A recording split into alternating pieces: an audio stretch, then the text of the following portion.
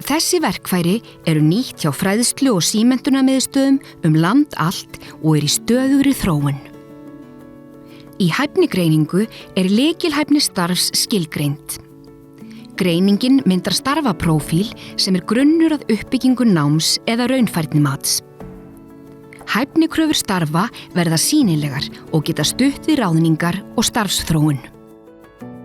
Raunfærnimat gefur fólki tækifæri til að fá hæfni sína metna til styttingar á námi eða á móti hæfnikröfum starfs.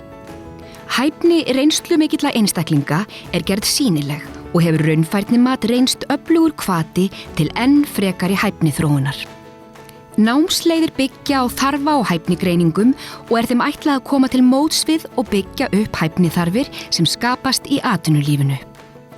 Í námsleiðunum lögð áhersla á starfstengda og persónlega hæfni sem gerir fólki kleift að þróa starfshæfni sína. Ráðgjöf á vettvangi framhaldsfræðslunar felur í sér upplýsingagjöf, hvatningu og stuðning við fólk til símenntunar. Upplýsingavefurinn næstaskref.is styður við þróun starfsferils fólks. Í starfsferilsráðgjöf gefst meðal annars kostur á að draga fram áhugasvið og styrkleika starfsfólks og finna leiðir til hæfniþróunar. Þannig getur fólk dafnað betur í starfi. Ávinningurinn allra.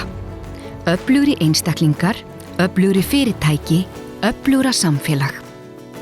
Viltu efla hæfni þína eða starfsmanna þinna?